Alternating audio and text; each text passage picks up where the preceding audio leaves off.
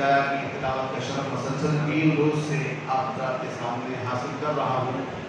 یہ سورہ مبارکہ حشر کی 7ویں آیت ہے، پارہ نمبر 28، جس میں اسی آیت کے ذیل میں بعنوان شریعت اور محافظین شریعت سلسلہ گفتگو جاری و ساری ہے۔ عنوان گفتگو ذہن میں رہے کہ شریعت اور محافظین شریعت۔ اللہ تعالیٰ نے اپنے اس سورہ مبارکہ حشر کی 7ویں آیت میں نے اس سے پہلے بھی کہا کہ ایسا لگتا ہے کہ اللہ نے 6236 آیتیں ٹوٹل قرآن کی جو بنتی ہیں مولا علی کے حدیث کے بقول، ایسا لگتا ہے کہ ساری آیتوں کو، سارے دین کے میسج کو، سارے شریعت کے میسج کو، سارے اسلام کے پیغامات کو ایسا لگتا ہے کہ ایک جملے میں سمیٹ کے کہلوا دیا، ما آتاکم الرسول فخذوہ، یاد رکھو میرا رسول جو تمہیں دے اسے دے لو، اور اس کے بعد ارشاد ہوا وَمَا نَهَاكُمْ عَنْهُ فَانْتَهُوا، اور جس چیز سے تمہیں روکے وہی رک جاؤ، اور اس کے بعد ارشاد ہوا وَاتَّقُوا اللَّهَ، اور تقوی الہی اختیار کرو، اللہ کے احکام کی پرواہ کیا کرو، اللہ کے حکم کا لحاظ کیا کرو، ان اللہ شدید العقاب، اور اگر تم نے میرے رسول کے احکام کی بجاوری نہیں کی، اگر اس کے حکم کو نہیں مانا، تو یاد رکھو کہ اللہ بہت زیادہ شدید عذاب دینے والا ہے۔ اس کے پہلے میں نے آپ کے سامنے عرض کیا تھا کہ ہمارے اور آپ کے پہلے امام خطیب منبر سنوری، خالق نہج البلاغہ، مولود کعبہ، حضرت امام علی بن ابی طالب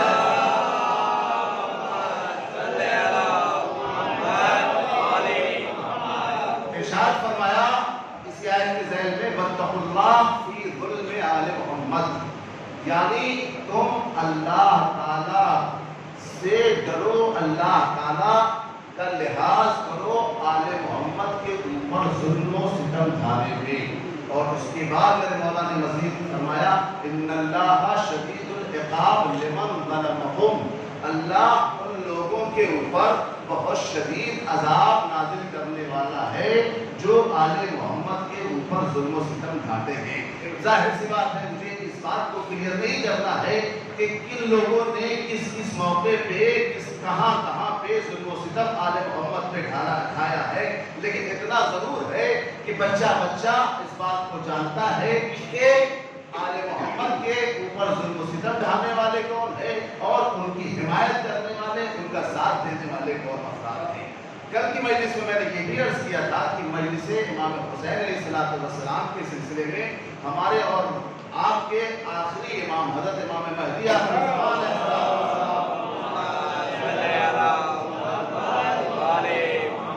مجلس عزا کی برکت کو اجاگر کرتے ہوئے ایک میسج دیا جناب سید رشتی کے حوالے سے عالم مکاشفہ میں فرماتے ہیں کہ اذا کثر الوباء فعلیکم بمجالس الحسین، یعنی جب وبائی امراض کی کثرت تمہارے درمیان ہو جائے تو تمہارے لیے کہیں اور اس کا علاج ملنے والا نہیں ہے، مجلس حسینی میں، شفا خانہ حسینی میں آ جاؤ، تمہیں ہر طریقے کے امراض سے نجات مل جائے گی، ہر طریقے کے امراض سے نجات مل جائے گی۔ ایک سلوات پڑھے محمد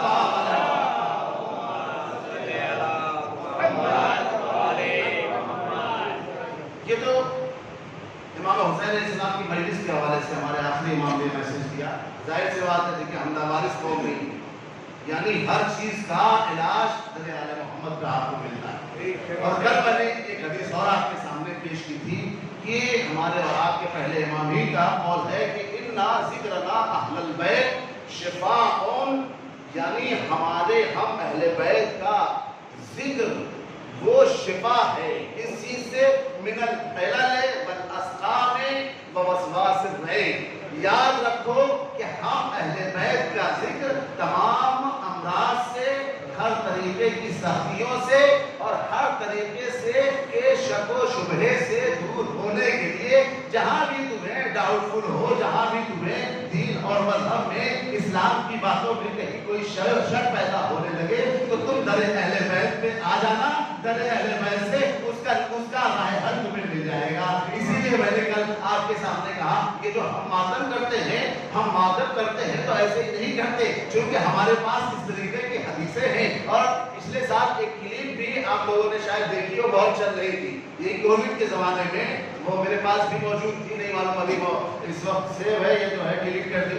اس وقت ہم نے دیکھا کہ اس کلپ میں ایک ڈاکٹر نے کہا کہ بھائی کووڈ کا علاج ہمیں تو کچھ سمجھ میں نہیں آیا، اور اتنا سمجھ میں آیا، اور نان مسلم تھا، اس نے کہا بھائی دیکھو صبح شام تمہیں اپنے دونوں ہاتھوں کو اپنے سینے پہ اس طریقے سے مارنا پڑے گا تو پھر تمہیں اس سے نجات ملے گی۔ اسی لیے کسی شاعر نے کیا خوب کہا، میں نے کہا طبیب سے سینے میں درد ہے، میں نے کہا طبیب سے سینے میں درد ہے، ارے نسخے میں اس نے ماتم شبیر لکھ دیا۔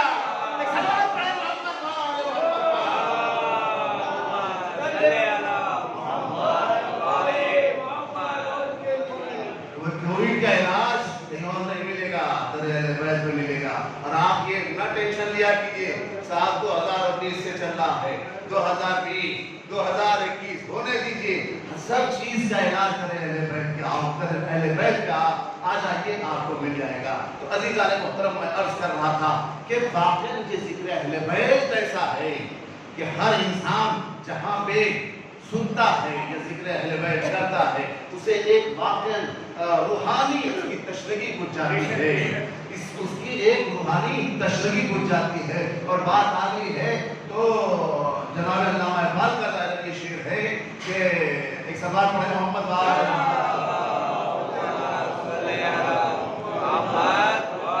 ہمیشہ ورد زباں ہے، ہمیشہ ورد زباں ہے علی کا نام اقبال، ہمیشہ ورد زباں ہے علی کا نام اقبال، کی پیاس روح کی بجھتی ہے اس مدینے سے، ہمیشہ ورد زباں ہے علی کا نام اقبال، کی پیاس روح کی بجھتی ہے اس مدینے سے۔ ظاہر سی بات ہے جو بھی در آل محمد سے وابستہ ہو جاتا ہے اور در علی پہ آ جاتا ہے تو ایک مرتبہ جیسے ہی علی علی کی آواز سنتا ہے یا علی علی کہتا ہے یا نعرہ حیدری لگا دیتا ہے، مل کے لگائے چاہے سنگل لگائے چاہے تنہا لگائے، وہ ظاہر سی بات ہے جب وہ علی علی کہہ لیتا ہے تو ایسا لگتا ہے اسے جامع کوثر سے مولا علی نے اسے سیراب کر دیا۔ ایک سوال پڑھے محمد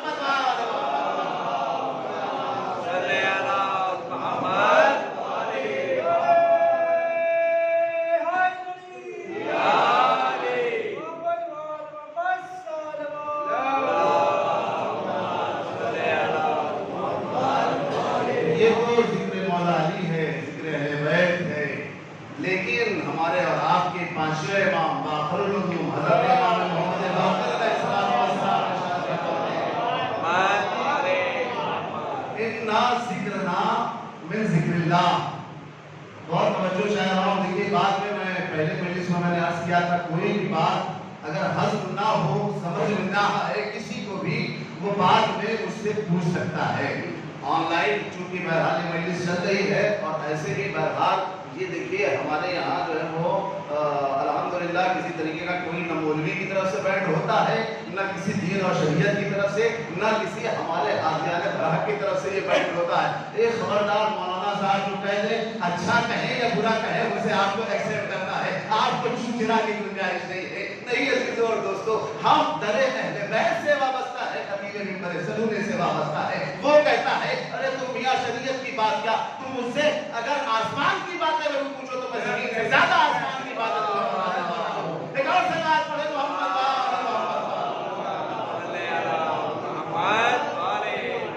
میرے پانچویں مولا امام محمد باقر علیہ السلام ارشاد فرماتے ہیں اِنَّا ذِكْرَنَا مِن ذِكْرِ اللَّهِ وَذِكْرَ عَدُوِّنَا مِن ذِكْرِ الشَّيْطَانِ۔ یاد رکھو ہم اہل بیت کا ذکر وہ اللہ کا ذکر ہوتا ہے اور ہمارے دشمنوں کا ذکر وہ شیطان کا ذکر ہوتا ہے۔ بہت توجہ چاہے حدیث پیش کر رہا ہوں آپ کے سامنے، اِنَّا ذِكْرَنَا مِن ذِكْرِ اللَّهِ وَذِكْرَ عَدُوِّنَا مِن ذِكْرِ الشَّيْطَانِ، یعنی الہوا جب تم ذکر کرو گے تو ظاہر سی بات ہے تو تم اللہ کا ذکر کرو گے۔ ظاہر سی بات ہے کسی شخص نے جناب عیسیٰ روح اللہ سے پوچھا من مجالس یا روح اللہ، ہم کس کے ساتھ اٹھے ہوئے تھے؟ تو اس وقت جواب آیا کہ تم ایسے کے ساتھ بیٹھو کہ جس جس کے ساتھ بیٹھنے سے یعنی جس کو دیکھنے سے تمہیں اللہ یاد آ جائے. اور ظاہر سی بات ہے جہاں پہ اللہ نے ہمیں اپنے معرفت کے لیے مولا علی جیسے ولی اللہ عطا کیے ہو اور وہ اور تمام احمد یہ کہہ رہے ہو نحن وجہ اللہ، اللہ کا چہرہ ہم ہیں، اللہ ہمارے ذریعے سے پہچانا گیا ہے. ورنہ اللہ تعالیٰ ظاہر سی بات ہے ہم آپ کی طرح کوئی چہرہ رکھنے والا نہیں ہے، یعنی اس کی ذات کو متعارف ہم کرانے والے ہیں، لوگوں کو ہم پہچانوانے والے ہیں. ورنہ تو دوسرے مذاہب میں آپ چاہیے ان کی اللہ ہی خیر کرے. وہ تو کہتے ہیں ذات شب جمعہ عرش الہی پہ خانہ کعبہ کی چھت پہ آتا ہے اور اتنا وزنی اتنا ویٹ ہوتا ہے خدا میں، خدا نخواستہ اتنا زیادہ ویٹ ہوتا ہے، اتنا سنگین ہوتا ہے کہ عرش الہی چرچرانے لگتا ہے. ایک صلوات پڑھے محمد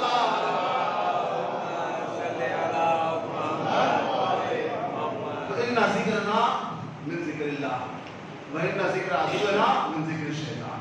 یعنی ہمارا ذکر سے اللہ یاد آتا ہے، اللہ کا ذکر ہوتا ہے. اور وہ آپ کو مشہور حدیث بھی سناتا چلوں کہ خود پیغمبر نے لکھی، یاد رہے کہ شریعت اور محافظین شریعت ما آتاکم الرسول فخذوہ وما نہاکم عنہ فانتہوا. میرا رسول جو تمہیں دے اسے لے لو اور جس سے روک دے اس سے رک جاؤ. تو اسی رسول نے کہا سیدکم مجالسکم بذکر علی ابن ابی طالب، یعنی تم اپنی مجلسوں کو علی ابن ابی طالب کے ذکر سے زینت دو.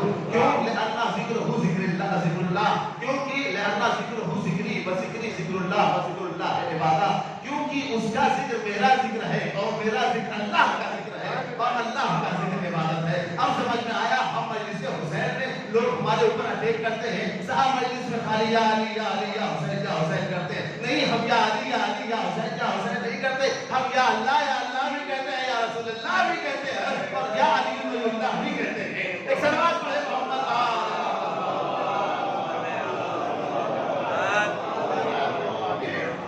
اور ہمارے اور آپ کے چھٹے ماہ مخبر صادق حضرت امام جعفر صادق اِنَّا ذِكْرْنَا مِن ذِكْرِ اللَّهِ، ہمارا ذکر اِنَّا ذِكْرْنَا مِن ذِكْرِ اللَّهِ، ہمارا ذکر اللہ کا ذکر ہے. ہمارا ذکر اللہ کے ذکر میں سے ہے. اور اس کے بعد مزید اس کی وضاحت میں فرماتے ہیں اِذَا ذُكِرْنَا ذکر اللہ، جب ہمارا ذکر کیا جاتا ہے تو اللہ تعالیٰ کا بھی ذکر کیا جاتا ہے. وَإِذَا ذُكِرَ عَدُوِّنَا ذُكِرَ الشَّيْطَانُ، اور جب ہمارے دشمنوں کا ذکر کیا جاتا ہے تو وہ ہمارے دشمنوں کا ذکر نہیں ہوتا بلکہ شیطانوں کا ذکر ہوتا ہے. نہیں تو لفظوں کو بدل کر یوں کہہ دوں، ہم ایسے حاضیان برحق رکھتے ہیں، ہمارے ایسے ائمہ اطہار ہیں کہ اگر ہم ان کا نام لے لیں تو بگڑے ہوئے تمام نزاع اختلافات دور ہو جائیں. اور اگر ہم آپ کے حاضیان کا آپ کے ائمہ کا نام لے لیں تو آپ کے نام پہ خالی بڑے بڑے اختلافات رونما ہو جاتے ہیں. اب سمجھے ہم جو یہاں آتے ہیں اشاروں میں کو باتیں کرتے ہیں، معلوم ہے ہم ذرا سا بھی اگر ان کا نام لینے لگیں گے تو ظاہر سی بات ہے وہ جہاں پہ شیطان داخل ہو جائے گا وہاں پہ فتنہ فساد کے علاوہ اور کیا ہونے والا ہے. ایک صلوات پڑھے محمد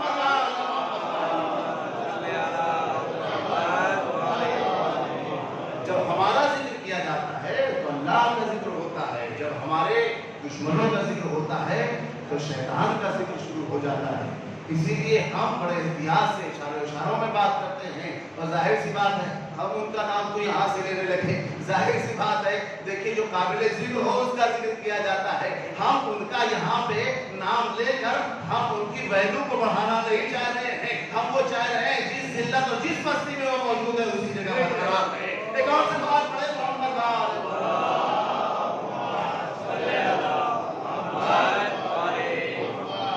آپ نے ملاحظہ فرمایا کہ اہل بیت اطہار کا ذکر وہ شفا ہے تمام امراض سے، تمام دکھ درد سے، تمام شک کی بیماریوں سے.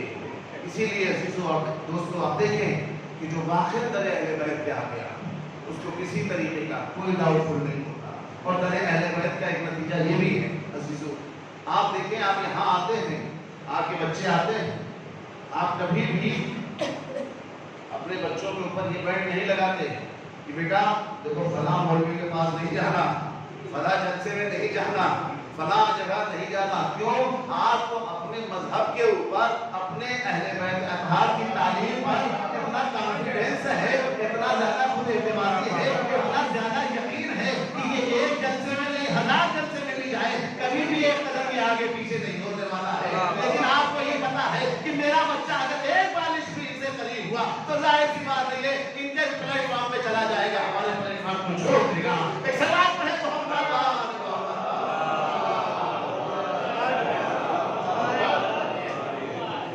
ہمارے ہاں شک و شبہ نہیں ہے. ایسا نہیں ہے صرف قرآن کے لیے ذالک الکتاب لا ریب فیہ, یہ کتاب قرآن کریم ایسا ہے جس میں کسی طریقے کے شک و شبہ کی گنجائش نہیں ہے.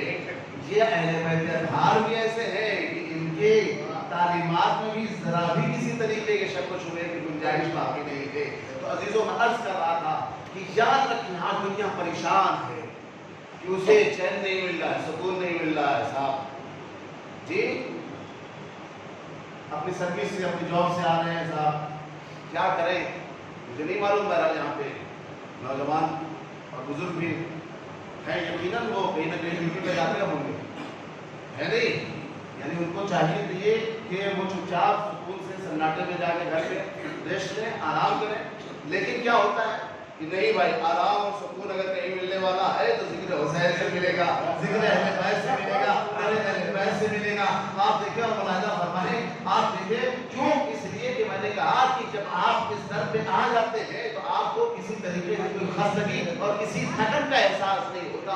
اس کی وجہ یہ ہے کہ دنیا یہ سمجھتی ہے کہ انسان کے سکون کو اللہ تعالیٰ نے بڑی اچھے گھوڑے گاڑی میں رکھا ہے, بڑے اچھے بنگلے میں رکھا ہے, بڑے اچھے گھر میں رکھا ہے, بڑی اچھی بیوی کے پاس رکھا ہے, اور کیا میں اس کروں کہ بڑے اچھے بچوں کے ساتھ رکھا ہے. لیکن نہیں عزیزوں اور دوستو, سورہ مبارکہ رات میں اللہ تعالیٰ ارشاد فرما رہا ہے الذین آمنوا وتطمئن قلوبهم الا بذکر اللہ تطمئن القلوب. یاد رکھو اگر تمہیں کہیں اطمینان قلب حاصل ہو سکتا ہے تو کہیں نہیں ملے گا. تمہیں اگر اطمینان قلب کی تلاش ہے تو صرف اور صرف ذکر الہی سے ہو ملے گا اور ذکر اہل بیت سے ملنے والا ہے. ایک اور صلوات پڑھیں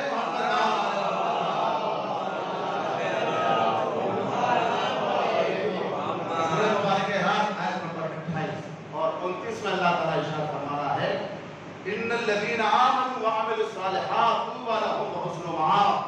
یعنی بے شک جو لوگ ایمان لائے یعنی مومن ہیں جو, ان سے خطاب ہو رہا ہے. وعملوا الصالحات اور نیک اعمال انجام دیے, ان کا نتیجہ کیا ہوگا, ان کا رزلٹ کیا سامنے والا ہے؟ طوبی لهم, ان کے لیے شجر طوبی نصیب ہوگا. وحسن مآب, اور وہ بہترین ٹھکانہ ہے. ہمارے اور آپ کے معاشرے میں باقر محمد علیہ السلام سائل نے پوچھا, وہ نقل کرتے ہیں, سائل نے رسول اللہ سے پوچھا یا نبی اللہ یہ توبہ کیا ہے جو اس قرآن کی آیت میں آیا ہے ان الذین آمنوا وعملوا الصالحات طوبی لهم وحسن مآب.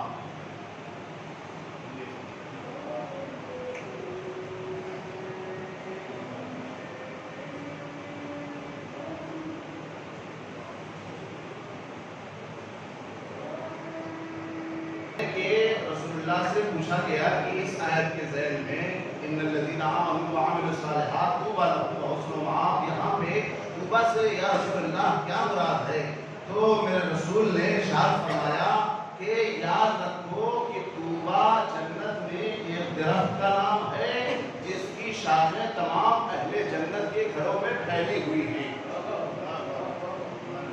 درخت طوبی وہ جنت میں ایک جنت میں میرے گھر میں وہ لگا ہوا ہے اور اس کی شاخیں تمام اہل جنت کے گھروں میں پھیلی ہوئی ہیں.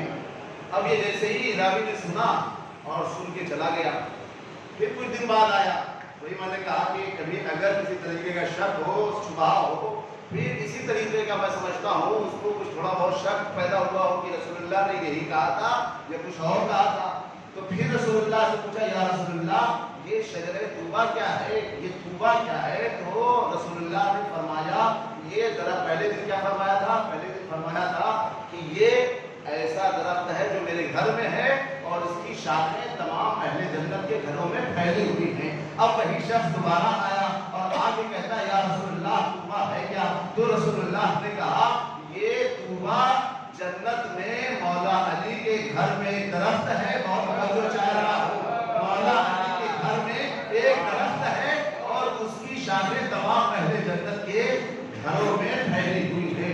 وہ شخص تعجب سے کہتا ہے یا رسول اللہ آپ عجیب جواب دے رہے ہیں، اس کے پہلے مجھے یاد ہے آپ نے یہ کہا تھا کہ درخت طوبہ میرے گھر میں ہے اور اس کی شاخیں تمام اہل جنت کے گھروں میں پھیلی ہوئی ہیں، اور آج آپ کہہ رہے ہیں کہ درخت طوبہ مولا علی کے گھر میں لگا ہوا ہے اور اس کی شاخیں تمام اہل جنت کے گھروں میں پھیلی ہوئی ہیں۔ تو اس وقت رسول اللہ نے مسکرا کے جواب دیا ارے نادان تجھے اتنی بھی عقل نہیں ہے، تجھے نہیں پتا ارے جنت میں میرا اور علی کا گھر ایک ہی میں ہوگا، اس لیے تو میں نے کہہ دیا تھا انا والی من نور واحد، یعنی یاد رکھو میرا اور علی کا نور ایک ہی نور ہے، الگ الگ نہیں ہے، نہ ہم دنیا میں الگ تھے نہ آخرت میں الگ الگ رہنے والے ہیں۔ ایک صلوات پڑھے محمد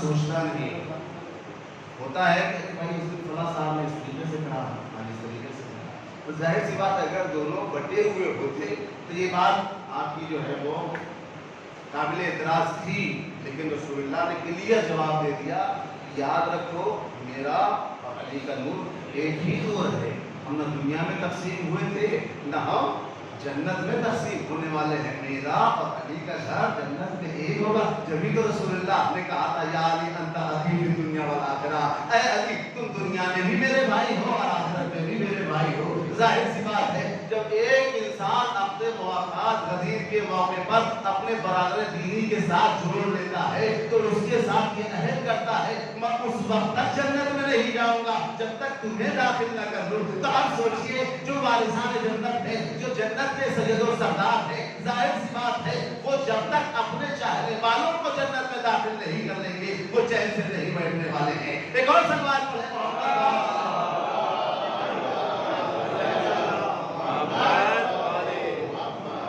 عرض کر رہا تھا ذکر الہی ہے۔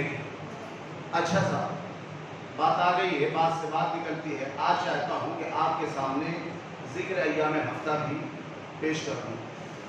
ذکر ایام ہفتہ کیا ہے؟ ویکلی ذکر کیا ہے؟ ہفتے کا ذکر کیا ہے؟ ہمارے اور آپ کے پہلے امام حضرت امام علی علیہ السلام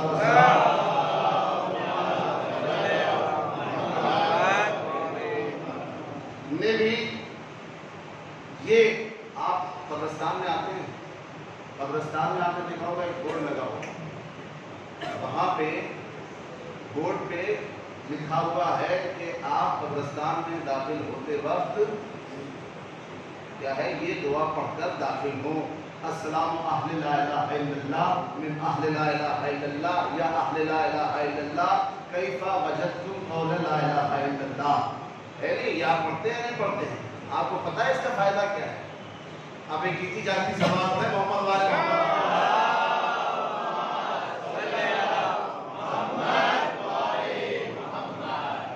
پیغمبر اکرم بھی یہ حدیث کو نقل کرتے ہیں اور مولا علی بھی اس حدیث کو نقل کرتے ہیں، جو شخص اس قبرستان میں داخل ہونے والی دعا کو پڑھ کر قبرستان میں داخل ہوگا تو اللہ تعالیٰ اس کے لیے 50 سال کی عبادت کا ثواب اس کے نامۂ اعمال میں لکھ دے گا۔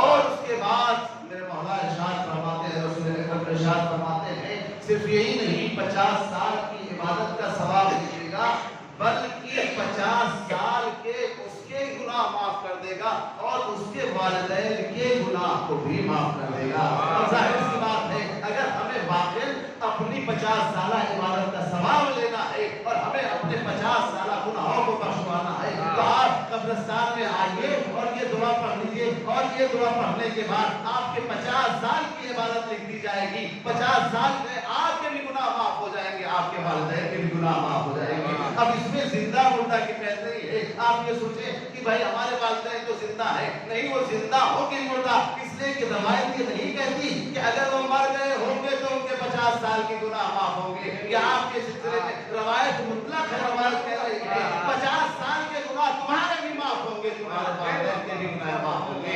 एक सलात पढ़े मोहम्मद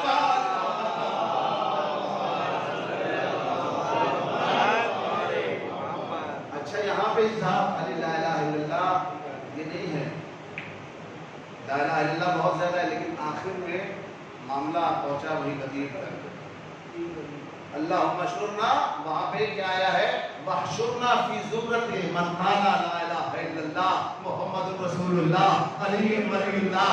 और ऐ अल्लाह हमें उन लोगों के साथ महशूर करना, उन लोगों के ज़ुमरे में रखना कि जिन्होंने अपनी जिंदगी में कलमा तैयब नहीं पढ़ा है बल्कि गदीरी कलमा पढ़ा है, सिर्फ ला इलाहा इल्लल्लाह मुहम्मदुर रसूलुल्लाह पे टिके नहीं है बल्कि वो अलीयुल्लाह अलीयुम वलियुल्लाह भी कहते हैं। उन लोगों के साथ हमें महसूस फरमाना। एक सलवात पढ़े मोहम्मद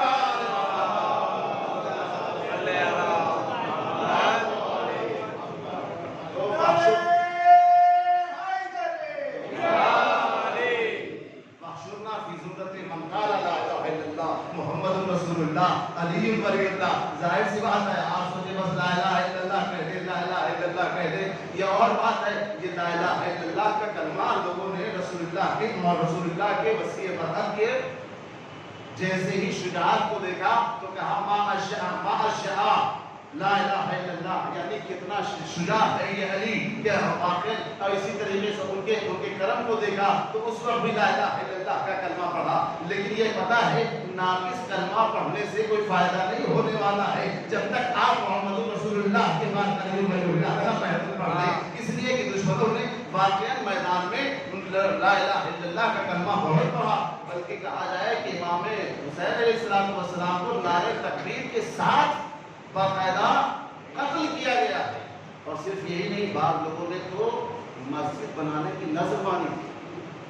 अगर हमने इमाम हुसैन अलैहिस्सलाम को कत्ल करने में कामयाबी हासिल कर ली तो हम मस्जिद बनाएंगे। आप सोचे ऐसे कलमा को, तो सिर्फ कलमा गो की शक्ल में जो अफराद हैं उनके कलमा गोई पे आकर आप भी कभी बर्बाद ना होने लगे। नहीं, आप देखिए कि वाक़ई वो मुकम्मल कंप्लीट कलमा पढ़ रहे हैं तो आप उनके साथ हो जाइए, वरना आप ये समझ लीजिए कि अभी ये राह रास्त में नहीं आए हैं। तो अज़ीज़ों में अर्ज़ कर रहा था कि ज़िक्र इलाही क्या है। हमारे और आपके तीसरे इमाम हज़रत इमाम हुसैन इब्न अली अलैहिस्सलाम ने अपने जद रसूल अकरम से ये नक़्ल फरमाया कि जो शख्स अपनी कोई हाजत रखता हो, अपनी जो भी कोई परेशानी रखता हो, रिस्क में कमी की उसके यहाँ शिकायत हो गई हो, तो उसे चाहिए कि वो अय्याम हफ्ता जिक्र, अय्याम हफ्ता वीकली जो जिक्र है उसकी पाबंदी करे। अब वो जिक्र अय्याम हफ्ता क्या है, मैंने अल्लाह के यहाँ पे ये सामने लगा दिया है, आप लोग उसको ले सकते हैं अपने मोबाइल वगैरह में। उसमें ये है कि आप 10 तस्वीर रोजाना हर दिन के एतबार से अलग अलग जिक्र करें। शंबे के दिन, शनीचर के दिन वो आप कहेंगे या रब्बल आलमीन 10 तस्वीर, और अगर नहीं हो सकती 10 तस्वीर तो कम से कम 1 तस्वीर, क्या, या रब्बल आलमीन। शंबे के दिन का जिक्र क्या है, शनीचर के दिन का या रब्बल आलमीन।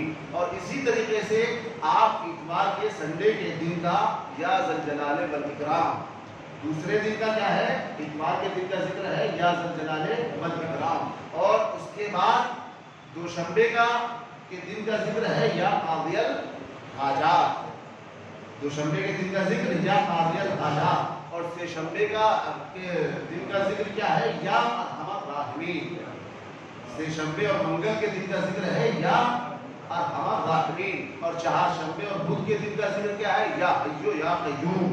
क्या है, बुध के दिन का जिक्र या हय्यो या कय्यूम। اور اسی طریقے سے جمعرات کے دن کا ذکر ہے لا الہ الا اللہ الملک الحق المبین، لا الہ الا اللہ الملک الحق المبین۔ اور جمعے کا دن کہ جمعہ کے دن کا ذکر ہے اللہم صلی علی محمد و آل محمد وعجل فرجہم۔ ایک صلوات پڑھیں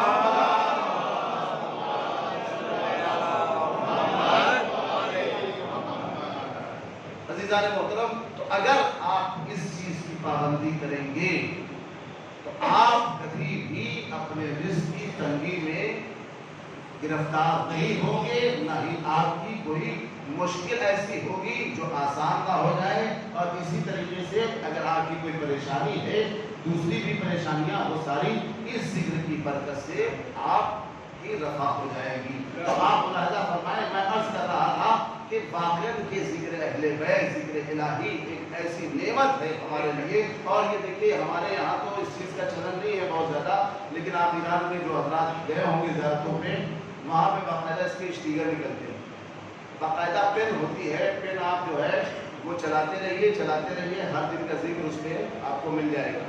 اسی طریقے سے اور بھی مختلف طریقے سے آپ کو یہ ذکر کو سکھانے کے لیے، یاد دلانے کے لیے آپ کو اویلیبل ہے۔ آپ آرام سے اس کو اس ذکر کی پابندی کر کے اپنی تمام مشکلات اور تمام مسائل کا حل دریافت کر سکتے ہیں۔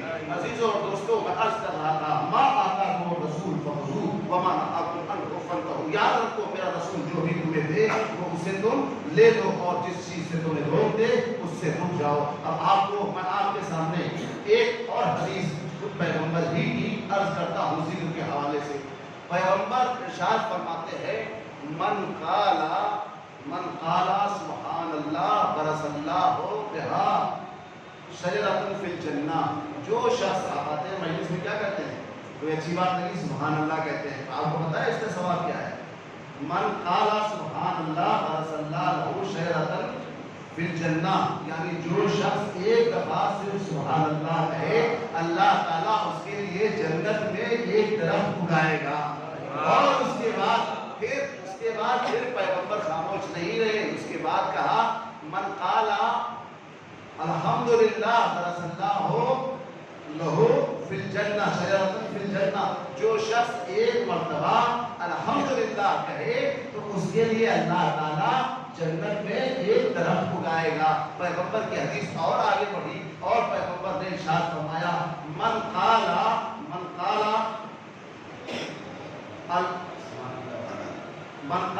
اللہ اکبر، من قالا اللہ اکبر غرس اللہ لہو شجرۃ فی الجنہ، اللہ تعالیٰ جو بھی اللہ اکبر ایک مرتبہ کہے گا، اللہ تعالیٰ اس کے بدلے میں جنت میں ایک درخت اگائے گا۔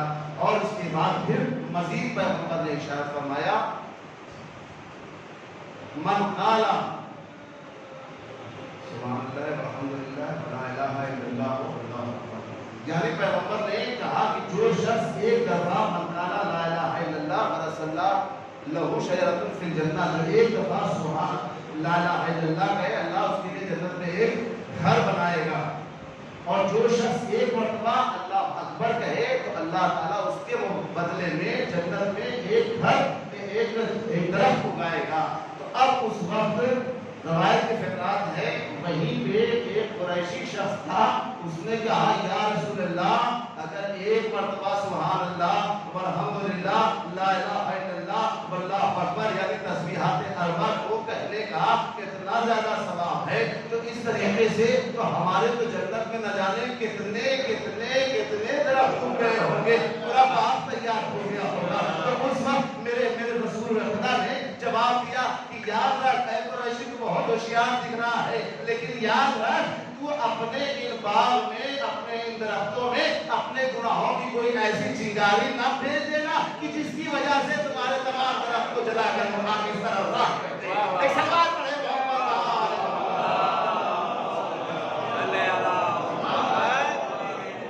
کہیں ایسا نہ ہو ہم بھی خدا نہ خواستہ ارے بھائی آج تو مولانا نے بہت زبردست نسخہ دے دیا، جس نے ایک دفعہ سبحان اللہ کہا، جس نے ایک دفعہ الحمدللہ کہا، جس نے ایک دفعہ لا الہ الا اللہ کہا، جس نے ایک دفعہ اللہ اکبر کہا، تو ظاہر سی بات ہے ہم مجلس میں سبحان اللہ الحمدللہ यही तो कहते हैं और क्या कहते हैं। जाहिर सी बात है कभी नारे तकबीर हो जाता है, कभी नारा रिसालत होता है, कभी हुसैनिया जिंदाबाद हो जाता है। तो जाहिर सी बात है आप सोचेंगे साहब एक मजलिस में न जाने कितनी दफा ये जिक्र होता है, तो हमारे लिए भी तो अल्लाह ने बहुत सारी प्रॉपर्टी, बहुत सारी जो है वो पूरे बाग का बाग जो है अलाट कर दिया है। नहीं अजीजों और दोस्तों, मैं आपसे भी यही कहना चाहता हूँ, देखिए कुरान करीम की आयत है फी यौमिन काना मिक़दारुहु 50 अल्फ सना, याद को सूरह वारिस की आयत है, ये ज़हरन शुरूई की आयत है, फी यौमिन काना मिक़दारुहु 50 अल्फ सना, यानी रोज़े क़यामत के एक दिन की मिक़दार क्या होगी? 50,000 साल के बराबर। रोज़े क़यामत का एक दिन 50,000 साल के बराबर। अब आप सोचिए उसके लिए हमें कितना सुभान अल्लाह की जरूरत है, हमें कितने अल्हम्दुलिल्लाह की जरूरत है, कितने हमें ला इलाहा इल्लल्लाह की जरूरत है, कितना हमें अल्लाह अकबर कहने की जरूरत है। अब समझ में आया मेरा मौला जो एक हजार रकातें ना अपनी नमाजें पढ़ा करता था और उसके बाद जब उसके सामने कोई बात आती थी तो यही कहता था आह मिन क़िल्लति ज़ात व बु'द सफ़र, यानी इस वक्त सफर हमारा बहुत तुलानी है लेकिन सामान्य सफर हमारे पास बहुत कम है, और वो बहुत तरीक और रास्ता बहुत लंबा है।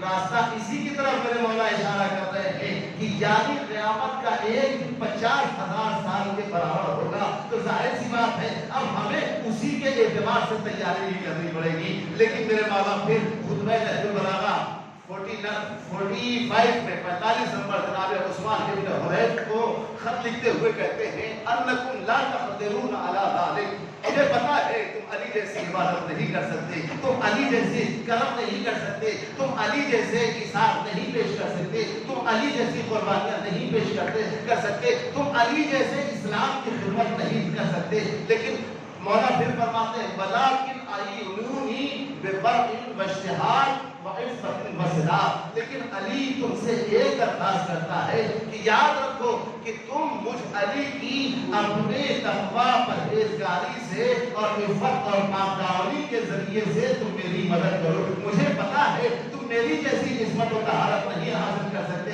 मेरी तरह नहीं बन सकते कि आए तकदीर की सनद तुम्हें मिल जाए, लेकिन हाँ अपने दामन को इतना पाकीज़ा बना दो कि तुम्हें भी फख्र महसूस हो कि हम दरे अली से वाबस्ता है जो अपने पाकों को सहारते, और वो भी कहने लगे कि हाँ ये भी मेरा ऐसा चाहने वाला पाकों पाकीज़ा है कि इसके दामन पे किसी तरीके का कोई भी दामन धब्बा नहीं पाया जाता है।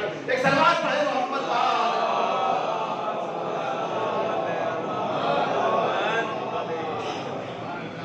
कुरैशी कहने लगा साहब इस तरीके से तो हमारे क्या है बहुत ज्यादा बाग तैयार हो गए, बहुत ज्यादा दरख्त तैयार हो गए हैं। तो रसूलुल्लाह ने कहा लेकिन याद रखो कोई ऐसे अपने गुनाहों की चिंगारी अपने नामे अमाल के हवाले से वहाँ ना भेज देना कि जो तुम्हारे सारे दरख्तों को खामोश कर दे, चला कर रख दे। इसी तरीके से हमें भी अपनी इबादतों पे, अपनी रियाजतों पे, अपनी मजलिसों पर, अपनी शक्तिदारियों पर ज़रा भी फख्र नहीं करना चाहिए, और हमें हमेशा इस बात का ख्याल रखना चाहिए कि वाक़ई हम अपने दामन में सारी दुनिया की खूबियाँ और नेकियाँ अपने दामन में समेटें और उसको लेकर अल्लाह के बारगाह में हाजिर हो। और जाहिर सी बात है जब आप वाक़ई उस तरीके से मौला के बताए हुए रास्ते पे चलेंगे तो मेरे मौला खुद कहते हैं कि तुम मेरे दर से वाबस्ता हो जाओ, मुझे पता है तुम मेरी तरह नहीं बन सकते। अब अगर कोई किसी तरीके से कोताही होगी, किसी तरीके की कोई कमी होगी तो मेरे लिए तो पता है पहले से रसूलुल्लाह ने ये शर्त दे रखी है ज़रबतु अलैहि यौमल खंदक अफ़ज़ल मिन इबादति सकलैन। अरे तमाम जिन्नों की इबादत एक तरफ है लेकिन अली की ज़रबत सकलैन की इबादत से भारी है। यानी जो जंग खंदक में मौला अली ने अम्र इब्न अब्दूद के सर पे मारी थी वो ज़रबत तमाम जिन्नात और इंसान की इबादत से भारी है। तो एक ज़रबत का ये आलम है। तो मेरे मौला की तमाम दुनिया भर में जितनी जिंदगी उन्होंने 63 साल इबादत की है तो जाहिर सी बात थी उनकी इबादत तक और हिसाब किताब कर सकता है अल्लाह ताला। सोचे वो उसकी क्या जजा देगा। अब इंसान ये ना कहे कि आपके मौला कैसे बख्शवाएंगे। अरे पहले क्या इसकी काउंटिंग कर लो कि मौला अली की एक ज़रबत عبادتیں سقلہ علم پہ بھاری ہے، جنات پر انسان کی عبادتیں بھاری ہے، اور بقیہ تو پھر تم میرے مولا کی عبادت کا مقابلہ کرنا۔ ایک اور سلوات پڑھے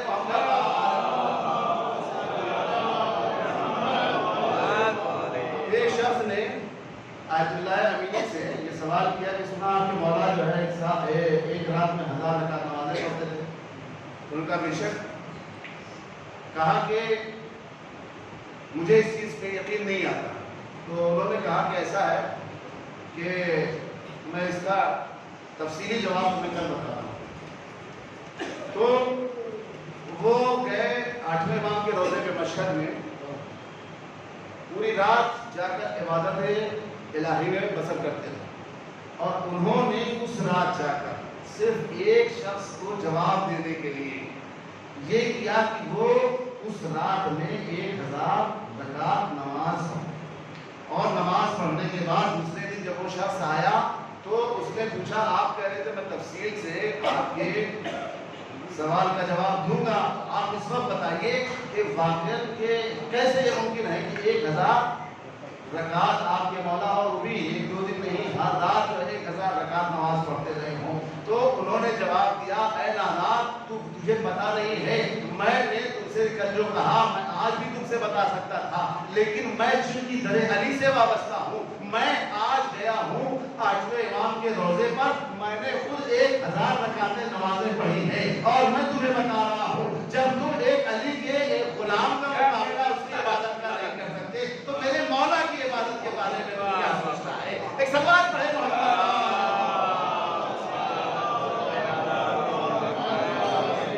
اب میرے مولا کا جو بھی چاہنے والا ہوگا وہ کبھی بھی مولا کی عبادت کی طرح اپنے کو مقید کرے گا، پابند کرے گا۔ آپ کو کم سے کم واقعی جو مولا نے ہم سے چاہا ہے وہ ہم اپنے واجبات کی ادائیگی کو مربوط خاطر رکھیں، اور تمام جو منہیات ہیں جس سے روکا گیا ہے اس سے رک جائیں، اور یہی ہماری مجلس کا بھی میسج ہے، اور یہی قرآن کی آیت کا بھی میسج ہے۔ ما آتاکم الرسول فخذوہ وما نہاکم عنہ فانتہوا، یاد رکھو جو بھی چیز میرا رسول تمہیں دے اسے لے لو، اور جس چیز سے تمہیں روکے وہاں پہ رک جاؤ۔ عزیزو آپ دیکھیں اگر واقعی لوگوں نے رسول اللہ کی بات کو مانا ہوتا، تسلیم کیا ہوتا تو کبھی بھی واقعی کربلا رونما نہ ہوتا۔ آپ دیکھیں واقعی کربلا جو رونما ہوا ہے اس کی واحد وجہ یہ ہے کہ لوگوں نے رسول اللہ کی بات کو نہیں مانا، رسول اللہ کی وصیت پر ہم کو نہیں مانا۔ آج جو یہ جنگ کربلا واقع ہوئی ہے اس کا نتیجہ بھی صرف اور صرف یہ ہے کہ رسول اللہ کی باتوں کو نہیں مانا۔ آزاداروں آپ کو پتا ہے یہ واقعی کربلا کیوں رونما ہوا ہے؟ ہمارے اور آپ کے امام جب روزے عاشور میں خطبہ دے رہے ہیں تو اس وقت ظالموں سے کہتے ہیں الا ما تقاتلونی، یہ بتاؤ کہ تم مجھے میرے قتل کرنے کے در پہ کیوں ہو گئے ہو؟ تو اس وقت ظالموں نے کہا بغضا لابی ببدر واحد، ارے ہم آپ کے بابا علی مرتضیٰ کے کینے کی وجہ سے جو بدر و احد کا کینہ ہمارے دلوں میں چھپا ہوا ہے اس وجہ سے ہم آپ کو قتل کرنا چاہتے ہیں۔ اس کے بعد میرے مولا کہتے ہیں کہ ارے یہ بتاؤ کہ کیا میں نے شریعت محمد کے کسی حلال کو حرام کیا ہے، کسی حرام کو حلال کیا ہے؟ کیا تم نے وہ رسول اللہ کی حدیث نہیں سنی ہے الحسن و حسین سیدہ شباب اہل جنہ؟ ایک مرتبہ پھر میرے مولا کہتے ہیں کیا تم نے اللہ کا یہ فرمان نہیں سنا ہے اطیعوا اللہ واطیعوا الرسول واولي الامر منکم؟ ارے کسی اور کی اطاعت کا حکم نہیں دیا جا رہا ہے، ان آیات میں ہماری اطاعت کا حکم دیا جا رہا ہے۔ تو وہ ظالم کہتے ہیں نہیں ہم آپ کے بابا کے بغض میں آپ کو قتل کرنا چاہ رہے ہیں۔ ایک مرتبہ روایت کے فقرات ہے ایک بہن جناب زینب نے اس وقت فوج اشکیا سے کیا، اور خاص طور سے عمر سعد سے کیا، جب آپ کو 70 قدم کے فاصلے سے دیکھا کہ میرے نواجائے کے سینے پر شیر سوار ہے اور وہ شیر جالس علی صدرے، ارے شیر مولا حسین کے سینے پہ سوار ہے اور آپ کو ذبح کرنا چاہتا ہے۔ ایک مرتبہ شہزادی زینب توڑ گئی اور کہا ابن صاح ایقتل عمر باللہ وانت تنظر الیہ، ارے اے پسر صاح تو کھڑا دیکھ رہا ہے اور میرا ماجرا ذبح کیا جا رہا ہے۔ ایک مرتبہ جب پسر صاح نے کوئی جواب نہ دیا تو ایک مرتبہ موجہ شیعہ کو خطاب کیا وَيْحَكُمْ مَا فِيكُمْ مُسْلِمٌ، ارے تم سب برباد ہو جاؤ، ارے تمہارے درمیان کیا کوئی مسلمان نہیں ہے؟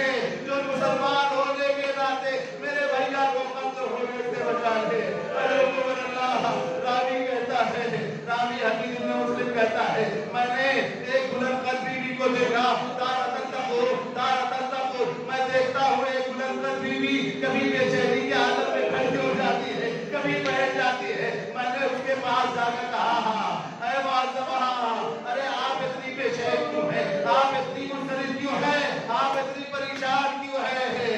کبھی آپ اٹھ جاتی ہے، کبھی بیٹھ جاتی ہے.